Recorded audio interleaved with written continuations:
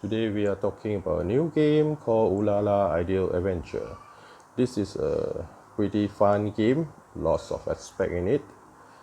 This is the starting screen and we can select a lot of regions.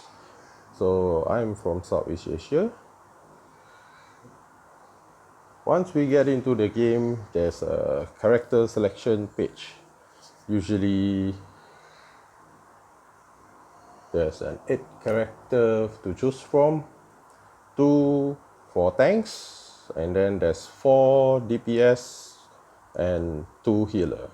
While my selection here is a gladiator as my tank, a shaman as my healer, a mage and an assassin for the DPS. So let's log into the game.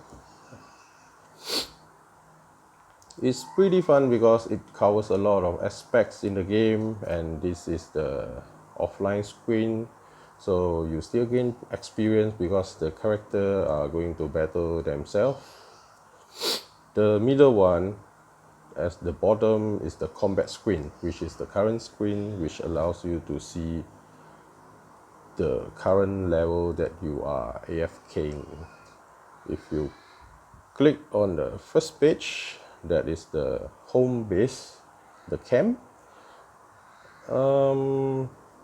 Most of the things, upgrading characters, everything can be viewed from here. The second page is the character page. This is the basic equipment, transcend attribute, character card, everything regarding the character that you can use to power up. The third page is the combat page, as I said. On the bottom right bar, there's a challenge, quick battle, and so forth. Currently, we are at the map of Very Woodland 41. So if you want to proceed to the next, you need to challenge the boss here. After clicking the challenge, then they will start to hunt the boss. The quick battle option is basically for you to pray for 2 hours advance, so you get the resources, everything for the effective duration. The team, as you can see, I have already joined a team, so this is my current team line. There's a notice board where there will be a lot of empty teams for you to join up to form your own team, or you can join others teams. Basically, a team will consist of 4 characters, 1 tank, 2 DPS, and 1 healer. That's the whole. If you put in on the ideal team, what you get is extra boost. Have 1 tank, 1 healer, and 2 different DPS classes to activate it. Basically, you get this extra boost, which is really helpful. Now, on the main, what we got here is, I will explain from the top.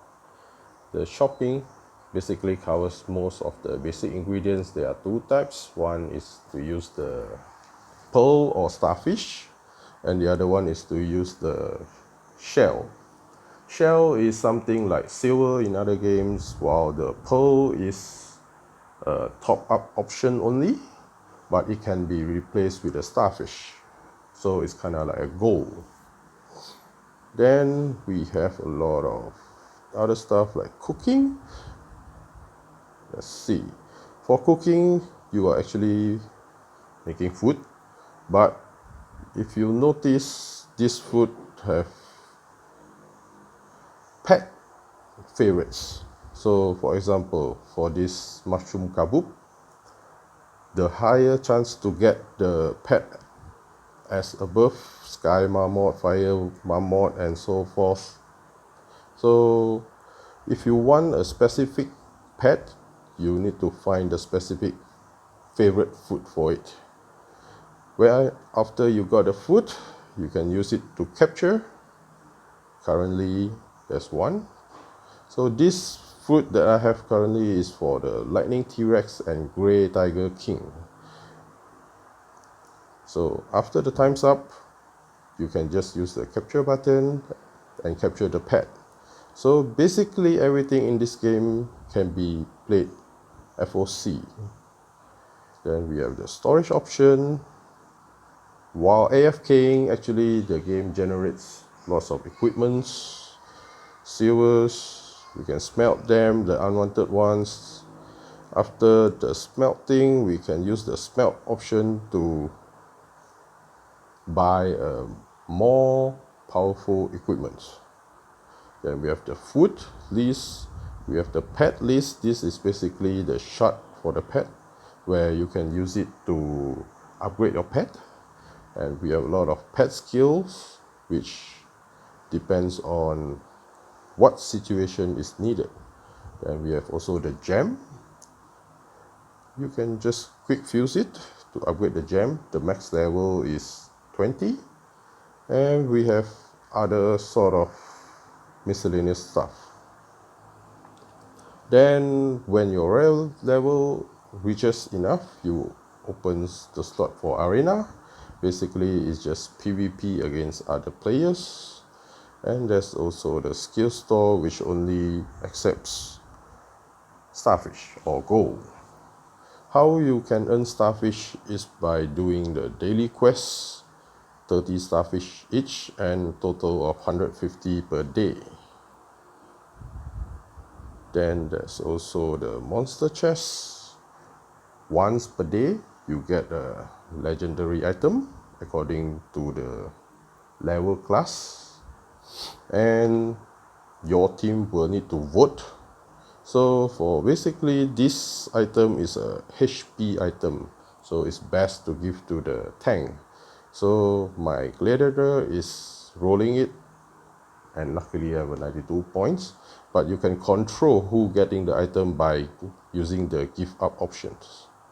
So basically all your tank item like HP, armor, everything is given to the tank, while the attack item is given to the DPS. Then we have the character selection page. Each character can be equipped with 8 equipments, which is fixed 2 weapons and 6 armor. The attack item is the ring and the 2 sword. So 3 offensive. Then we have the HP, consists of 2 and armor. Basically in each of them you have the enchant option, which to level up the equipment according to your level. Then you will also have the gem, which you can insert. This is a fixed color, so it's not possible to equip everything with attack. Then you have also the temper option, which you can choose 3 specific states, but re-rolling them will require starfish, which is quite costly to get what you ideally want. So for tanker, it's best to get states which is a little tanky, such as HP and armor, while it's also good to equip with attacks because it helps lessen the burden on your DPS. So basically you can defend and you can aid a little in the offense. Transcend basically just transcends your character, get you extra states, extra talent points, etc. But it also changes the character outlook. Attribute will depends on your own personal preference, but basically for DPS we'll be concentrating on stamina because it affects the HP. For gladiator, HP is more useful than armor because most of his skill is affected by HP, while some of the player will choose to concentrate more on tech, which give the extra armor so that the character is much more tankier. Then we also have the skill option here. All the skills are grouped according to the color. We have blue, green, purple, and gold, which gold is the highest grade nonetheless. Legendary, purple will be the epic, blue will be the rare, and green will be the uncommon. There's also the white, which is the common, basically is just trash. If you have a lot of skills, of course you need to sell them or you can eat them. In these games, you can use them to upgrade your skill slot rather than the skill itself. You see, each skill slot will have their own level, and level 20 is the max. So for warrior, I would suggest try to take 2 slots higher level because of the interrupt skill. As you see, these interrupt skills have a level 68 constraint. This effect has a 100% hit rate for enemy units at level 68 or lower. What this means actually is, if you see for each boss, there's a boss level. So in order to interrupt the boss skills, you need to match the level of the boss. This boss is currently at level 65. So my interrupt skills, which is 100% at level 68, will ensure that the skill is successfully cast on this boss every single time. What happens if I change it to a lower level slot? The skill would then become only effective on level 51, which then it will not be a 100% hit rate, and probably level 51 versus level 65, I can say is less than a 50% chance.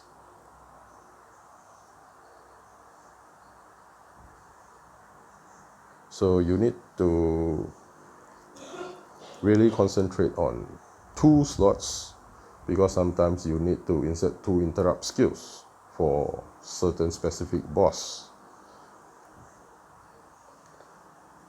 Then we also have the pet. As you can see, there's various types of pets available. You have attack pet, which is on the red logo, and you have the symbiosis or the HP pet, which is on the green logo. There's also various others like assist pet and etc. But because my tank, if you press the attribute and the talent, it shows what is the specific benefits for this character. My tank specific benefits is symbiosis plus 10%, which means my pet, if you put attribute, there's a symbiosis, it will add 10% extra, which makes the tank much more tanky. And each pet will have their own skill which you can insert. If you press on the train button, you can actually level up your pet, and by leveling up, there will be various other options also to unlock the skill slot. So I need another 2 levels, because level 47 for the next skill slot, which currently is I'm at level 45. For the pet skills, there will be a lot of pet skills, whether you can buff yourself, AoE the enemy, and etc. There's also the list for the passive ones. And depending on the boss, you can just change the skill as accordingly, because some bosses need your tank to be super tanky, so then we will use the tank skill, and some boss does not do that much damage, so we will change to the attack skill and so forth. Also,